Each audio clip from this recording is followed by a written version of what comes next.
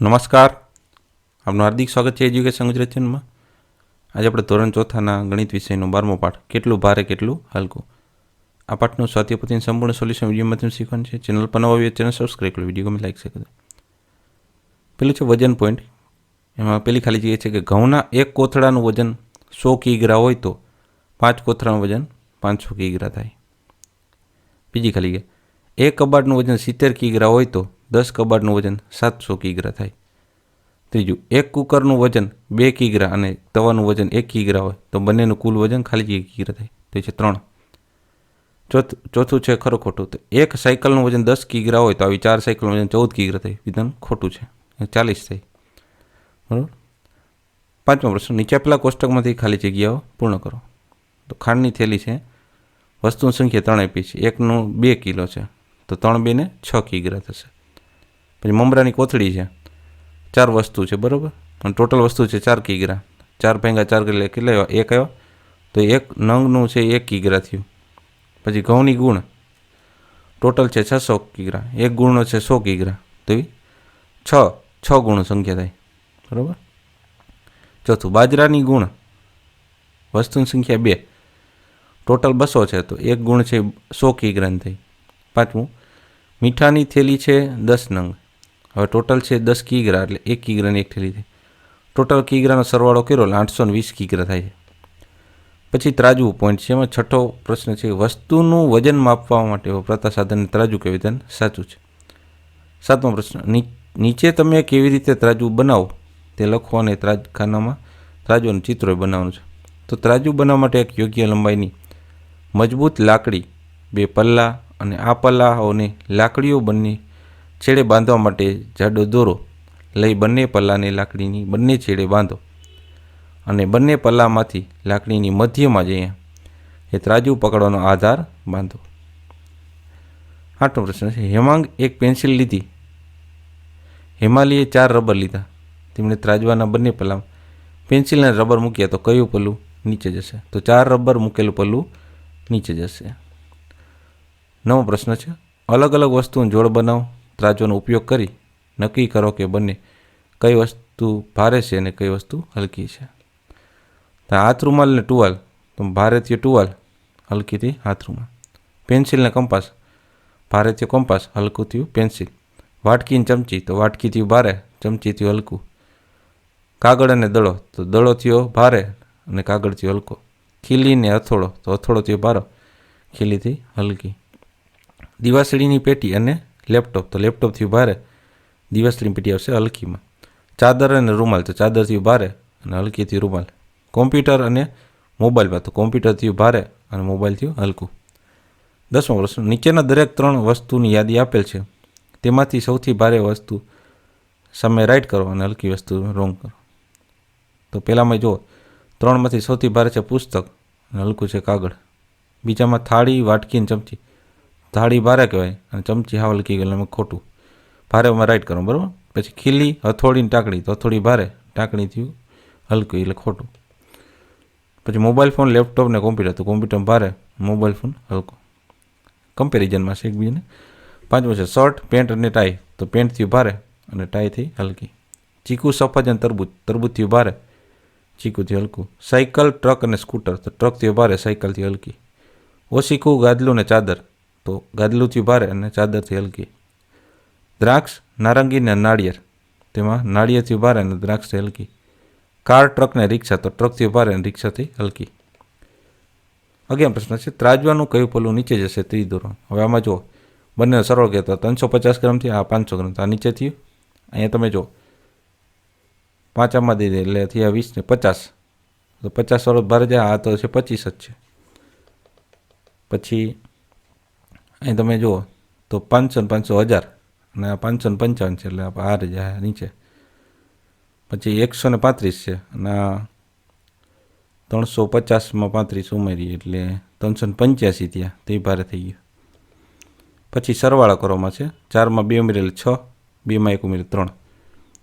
પાછા કિગ્રા લખતું જાય બરાબર, કિગ્રા એકમ છે એટલે 8માં 6 ઉમેરીએ એટલે 14 ચોકડો વધી પડી 1, 7 ને 1 8 ને 1 9.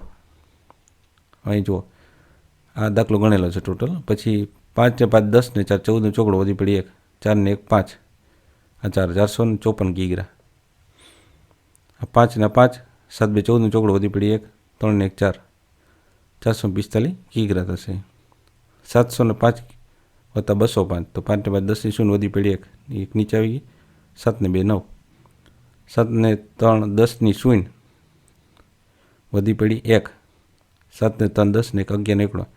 આ શૂન્ય છે 0 છે અહીંયા. ઓકે, 11 એકડો વધી પડી 1, 4 ને 2 6, આ 5 થઈ ગયા. 6 ને 4 10 ની શૂન્ય વધી પડી 1, 6.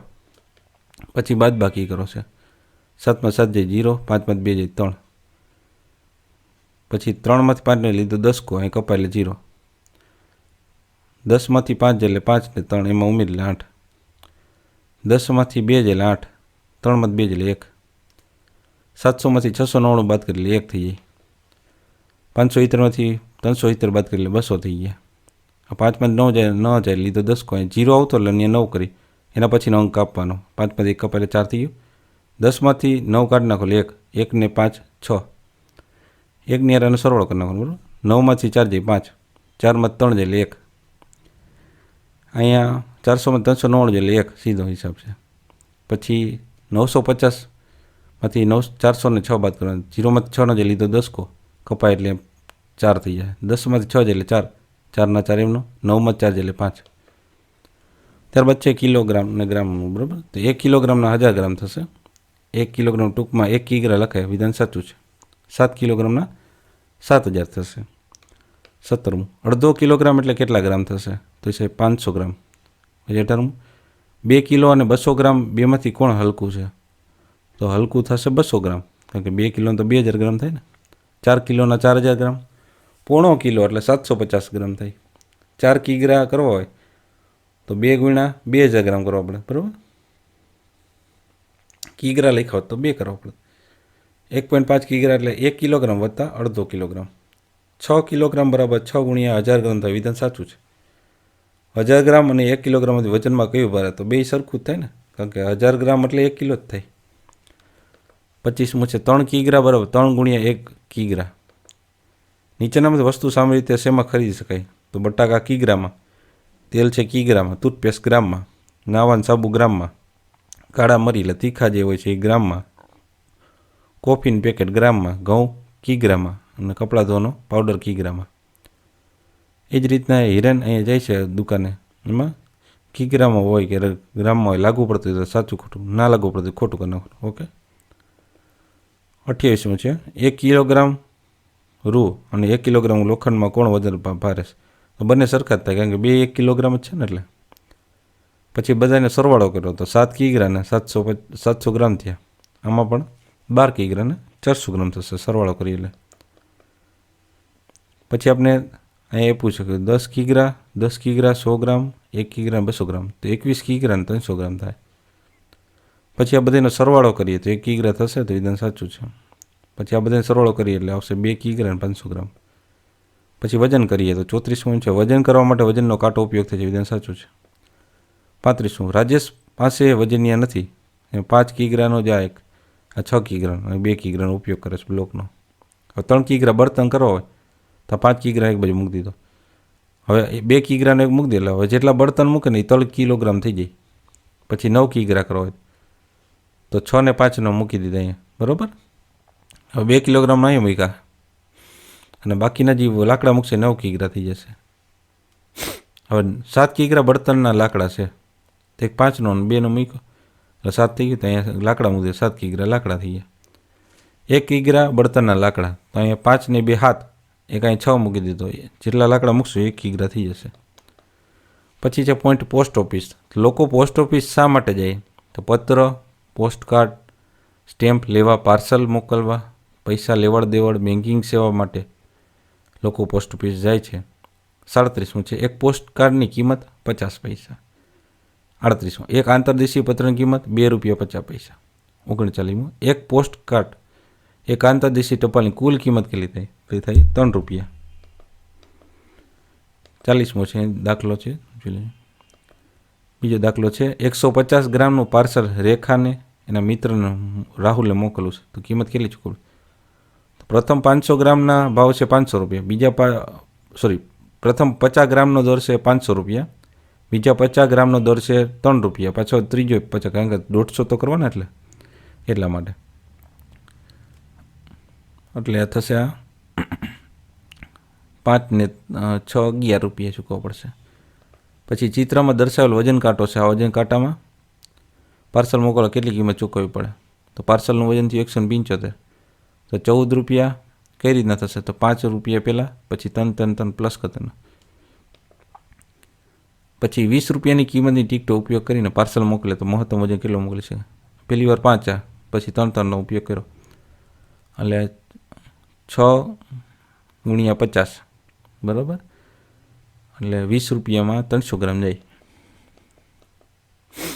પછી 25 રૂપિયાની નોખી ટિકિટ લેવાની છે અલગ અલગ. જો આપણે દર વખતે નોખી ટિકિટનું કલેક્શન કરશું તો અહીંયા આપેલ જ છે, તમે 4 દાખલા નોટ ડાઉન કરી લેજો.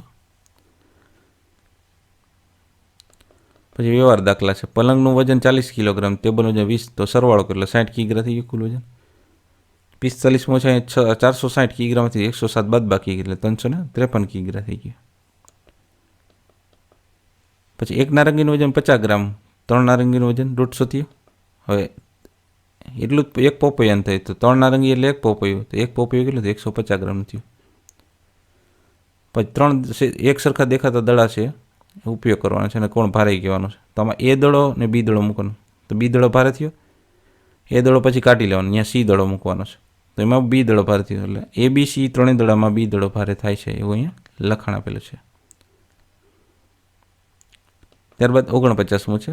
બધાને સરવાળો કરે તો એટલા ક્યાં થાય છે? તો થાય છે 49 કિગ્રા 240 ગ્રામ. એક સમતોલ તરાજુ અને એક પલ્લામાં 2 લખોટી મૂકેલ છે, બીજા પલ્લામાં 5 એક સરખા નાના પાંચિકા મૂકેલ છે. એક પાંચિકાનું વજન 6 ગ્રામ હોય તો એક લખોટીનું વજન કેટલું થશે? તો એ થશે 15 ગ્રામ. 100 ગ્રામનું વજનનું જાતે બનાવવા માટે શેનો ઉપયોગ કરશું? તો 100 ગ્રામનો સાબુનો. 70 કિગ્રા 500 ગ્રામમાંથી 55 કિગ્રા 250 ગ્રામ બાદ કરી એટલે 15 કિગ્રા 250 ગ્રામ આવશે. એક ચાનું પેકેટનું વજન 200 ગ્રામ છે, તો 3નું તો 600 થશે. 3 2 ને 6 5 લગડે 2 મીંડા. પછી એક ફ્લેટમાં લિફ્ટમાં ઉભેલું વ્યક્તિ છે, 250 કિગ્રા વજન લઈ શકે. લિફ્ટ આપણે ઉપર નીચે થાય એપાર્ટમેન્ટમાં. રાજેશનું વજન, મુકેશનું વજન, રેખાનું વજન અને પાયલનું વજન, આ ચારેય વ્યક્તિ છે લિફ્ટમાં ચડી જાય છે, બરાબર. હવે બધાનો સરવાળો કર્યો તો આપણે મળ્યા 207 કિગ્રા. હવે બાકી રહેલ 2 વ્યક્તિ મયુર અને માયા. મયુરનું વજન 62 છે, માયાનું છે 40. 250માંથી આ ચારે વ્યક્તિને બાદ કર્યું 43 કિલોગ્રામ. 43 કિલોગ્રામથી નીચેની વજન વ્યક્તિ જેમાં જઈ શકે. તો માયાનું વજન 40 કિગ્રામ હોવાથી એ 43 કિગ્રા ઓછું હોવાથી તે માયા લિફ્ટમાં જઈ શકશે, મયુર નહીં જઈ શકે. પછી સરવાળાના દાખલા છે, નોટ ડાઉન કરી લેજો તમે. પછી બાદ બાકીના